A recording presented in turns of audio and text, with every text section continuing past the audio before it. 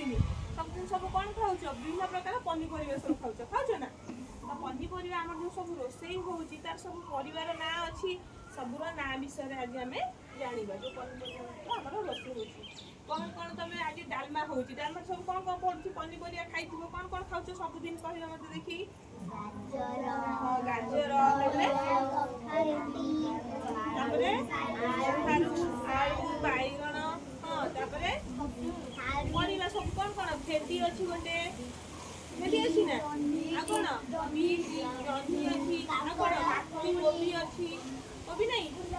ଫୁଲକୋବି ଆଉ ବନ୍ଧାକୋବି ଆଉ ଲାଉ ଅଛି ଭେଣ୍ଡି କହିଥିଲି ଆଉ କୋଉ ପରିବା ଅଛି କାକୁଡ଼ି ଯାକ ପରିବା ଯାଉଛି କଞ୍ଚା କଦଳୀ ସିଏ ଯିବ ହେଉଛି ପରିବାରେ ଆଉ କ'ଣ ସେମିତି ପରିବା ଅଛି କୋଳି ପରିବାରେ ଫଳରେ ଯିବ କୋଳି ଆଉ କ'ଣ ପରିବା ଅଛି ପୋଟଳ ଅଛି ଆଉ କ'ଣ ଅମୃତଭଣ୍ଡା ଯିବ ବାଇଗଣଟା କହିଥିଲେ ଆଉ କ'ଣ ଅଛି ଟମାଟୋ ଯିବ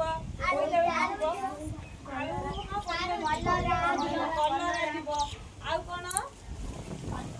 ପାଣି କଖାରୁ ସିଏ ବି ଯିବ ପରିବାରେ ଆଉ କ'ଣ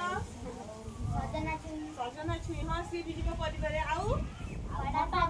ମଟର ଗ୍ରୀନ୍ ମଟର ଯେଉଁ ସବୁଜ କଲର ମଟର ଯେଉଁ ସିଏ ବି ଯିବ ଆମର ପରିବାରେ ଆଉ ହଁ ଶାଗ ବି ଯିବ ଆମର ପରିବାରେ ମୂଳା ବି ଯିବ ଆମର ପରିବାରେ ସୁନସୁନିଆ ଶାଗ ବିଭିନ୍ନ ପ୍ରକାର ଶାଗ ସବୁ ପ୍ରକାର ଶାଗ ସେ ଯିବ ପରିବାରେ ଆଉ କ'ଣ ସବୁ ପରିବା ଅଛି ତମେ ଏଠି କେତେ ପ୍ରକାର ପରିବା ଆଣିଲେ କ'ଣ କ'ଣ ସବୁ ବାଇଗଣ ଟମାଟର କଖାରୁ ଭେଣ୍ଡି ପୋଟଳ ଜହ୍ନି କ'ଣ ଆଉ କ'ଣ ବନ୍ଧାକୋବି କାଙ୍କଡ଼ ସେ ଗୋଟେ କହିଲେ ଗୋଟେ ନୂଆ କଥାଟେ ସେ ଖାଇଛନ୍ତି କାଙ୍କଡ଼ ବନ୍ଧାକୋବି ଯେଉଁ ଆମର ଫୁଲକୋବି ଏଗୁଡ଼ା ସବୁ ଗ୍ରୀନ୍ ମଟର ଏଗୁଡ଼ା ସବୁ ବିଭିନ୍ନ ପ୍ରକାର ପରିବାର ନାଁ ସବୁ ଜାଣିବା ଆଜି ଠିକ୍ ଅଛି।